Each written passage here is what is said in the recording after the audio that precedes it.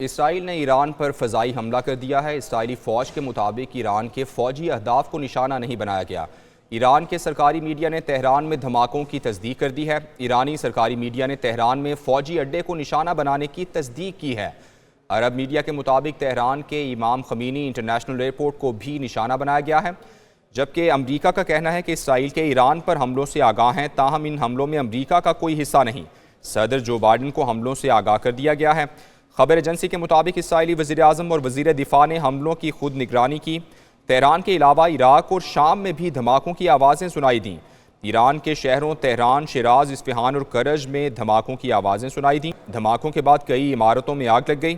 اسرائیلی فوج کے ترجمان نے کہا کہ اس نے حملوں سے قبل امریکہ کو اعتماد میں لیا تھا۔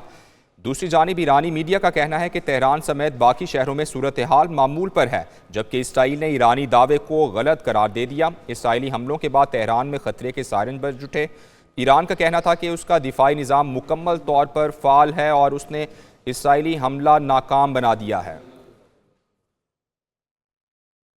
بریگیڈیئر ریٹائرڈ مسعود احمد صاحب ہمارے ساتھ موجود ہیں، ماہر عالمی امور ہیں۔ بہت شکریہ بریگیڈیئر صاحب آپ کے وقت کا۔ کیا دیکھ رہے ہیں آپ؟ 1 اکتوبر کو ایران کی جانب سے اسرائیل پر حملہ کیا گیا تھا اور اب اسرائیل نے یہ کہا ہے کہ اس حملے کے جواب میں یہ حملے انہوں نے کیے ہیں۔ مشرق وسطیٰ میں یہ جنگ پھیلتی ہوئی دیکھ رہے ہیں آپ؟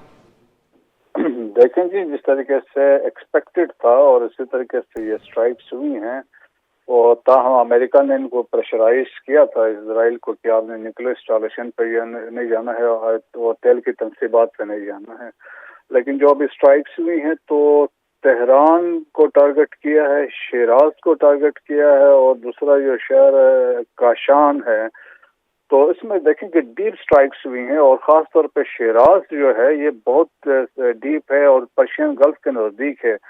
تو ایک میسج یہ بھی ہے کہ وہ اسرائیل نے دیا کہ ہم ڈیپ سٹرائکس کر سکتے ہیں، ایک تو وہ چیز ہے۔ سیکنڈ، رپورٹڈلی جو ابھی اطلاعات ہیں کہ سائملٹینیس اٹیکس ہوئے ہیں، عراق میں بھی ہوئے ہیں، سیریا میں بھی ہوئے ہیں، اور جو اٹیکس ہوئے ہیں 2 مرحلوں میں ہوئے ہیں، 2 ویوز آف اٹیکس جو ہوئے ہیں۔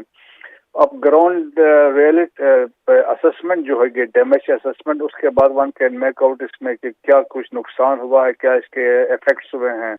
آلدو ایران نے جو ابھی کہا ہے کہ جی ہم اس کا جواب دیں گے، لیکن ابھی یہ ڈیپینڈ کرتا ہے کہ کیا ہوگا۔ ہو سکتا ہے کہ وہ تھرو اپنے جو پراکسیز کو وہ یوز کریں گے جو ریجن میں موجود ہے، ان سے بریگیڈیئر اسٹرائکس صاحب کروائیں آپ گے۔ کیا دیکھ رہے ہیں؟ چونکہ اسرائیل نے یہ کہا ہے کہ ان کا جو حملہ تھا وہ مکمل ہو گیا ہے، جو انہوں نے اہداف حاصل کرنے تھے وہ بھی کر لیے ہیں۔ اب ایران کو آپ کیا دیکھ رہے ہیں؟ وہ باؤنڈ ہو جائے گا اتنے بڑے حملے کا دوبارہ سے جواب دینے میں؟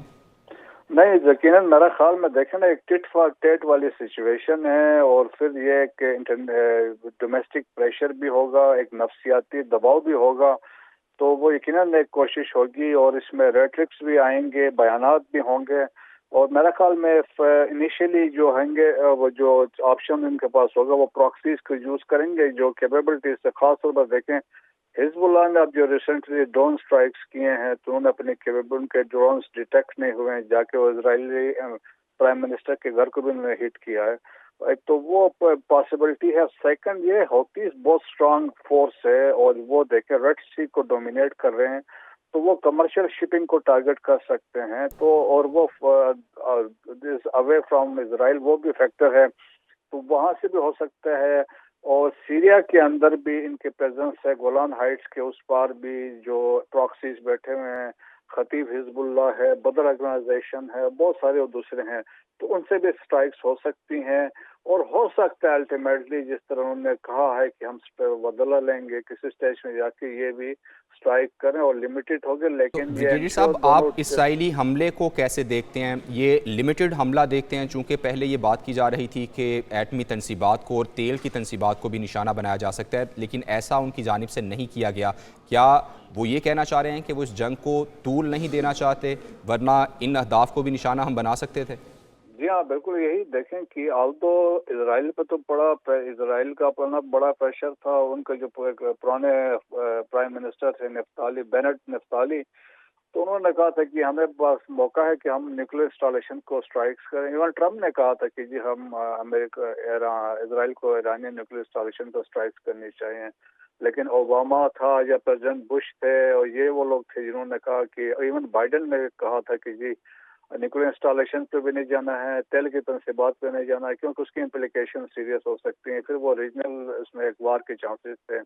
تو ابھی یہ لمیٹڈ اٹیکس ہوئے ہیں، تو اس سے میرا خیال میں سچویشن ابھی کنٹرول ہی میں رہے گی.